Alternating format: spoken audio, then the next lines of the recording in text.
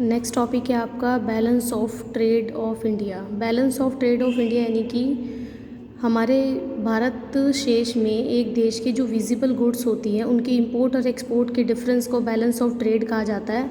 अगर आपकी export import से ज़्यादा है तो फेवरेबल कंडीशन है, अगर एक्सपोर्ट इंपोर्ट से कम है तो अनफेवरेबल कंडीशन है। एक्सपोर्ट ज़्यादा होने का मतलब है कि इंडिया से एक्सपोर्टिंग सबसे ज़्यादा हो रही है, यानी कि इनकम इंक्रीज़ हो रही है। अगर कम है तो इसका मतलब है इनकम के सोर्स आपके ख़त्म होने वाले हैं। तो यहाँ पर आपने ये बताना है कि फेवरेबल कंडीशन है या फिर अनफेवरेबल कंडीशन है।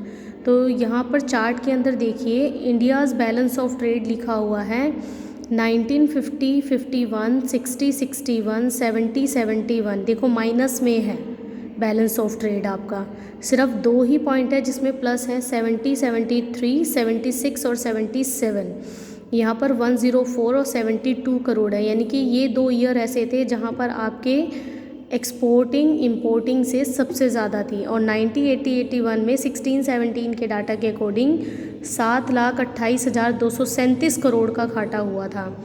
और ये हमारे लिए बहुत चिंता का विषय है। इसके इम्बैलेंस होने के कई रीज़न्स हो सकते हैं, जैसे हमारी मशीनों के ज़्यादा आयात बढ़ गए, युद्ध सामग्री के आयात में वृद्धि होगी, पेट्रोलियम प्रोडक्ट की इंपोर्टिंग ज़्यादा हो गई, उनके प्राइजेज़ इंक्रीज़ हो गए, और निर्यात व्यापार में अपेक्षाकृत कम वृद्धि हुई। निर्यात वस्तुओं की मांग का कम होना, यानी कि आपके एक्सपोर्ट कम होने की वजह से इंपोर्टिंग ज़्यादा हो गई, और इंपोर्ट होने की वजह से आपका जो बैलेंस ऑफ ट्रेड है वो अनफेवरेबल कंडीशन में आ गया।